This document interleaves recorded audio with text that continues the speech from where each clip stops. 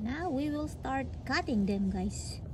I will cut it from the bottom. April 16.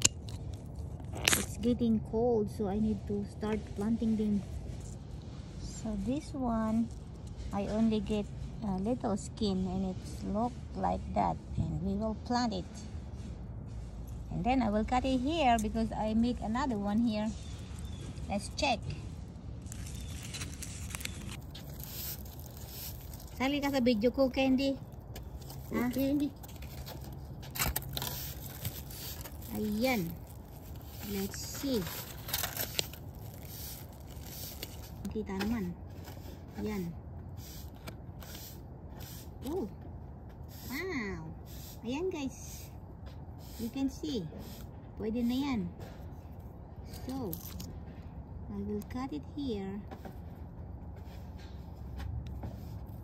Wait. I will cut it here. Tadaan! Yan, may bagong tubo.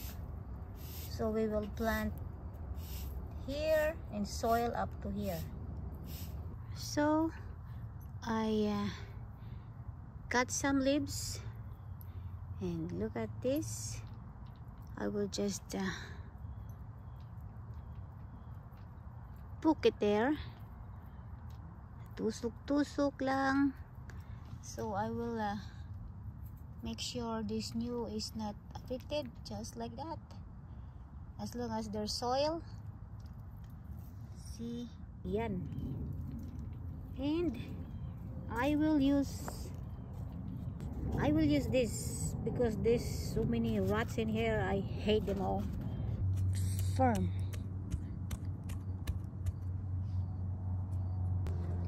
And water.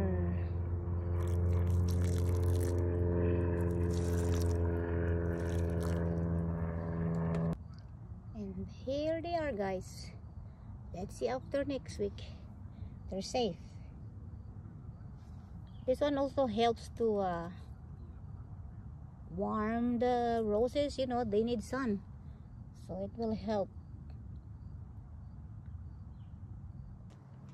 Good morning, guys. I will check the plants after 1 week. Today is Sunday. I plant this last Monday, so you can see the leaves is growing after 1 week lang to, guys. Tinakpan ko kasi mainit pero malamig kagabi. Ayan, guys. Tingnan natin kung naku, bawal galawin. Yung yung tubo sa ilalim, ayun oh. Malabo mata ko. Hindi ko alam kung tumutubo ba yan o unti-unti nang namamatay. Pero ito bad news kasi laging nagkagalaw. Ayan o. Nag-iiba na yung kanyang kulay.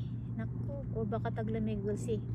Tapos yun pa yung yan yata yung pink. Hindi ko na matandaan. Yan. Tumutubo sila ng bago. Pero yung iba, ayan, naghihingalo. Ayan, naghihingalo. So tingnan natin kung ang ilalim yan may ugat. Kasi to medyo bata siya. So we'll see. Ayan. Tapos yung isa, yun o. Yan yung horizon ko na minarkot. Buhay naman siya. Yan. Yung mga minarkot ko. Nagkakadahon na siya. Yan. So buhay, guys, pero yung iba pag bata hindi masyado. Ito, ayan o, may bagong dahon na siya. Ito yung ito yata yung unang markot ko. So hopefully next year magkabulaklak. Thank you for watching.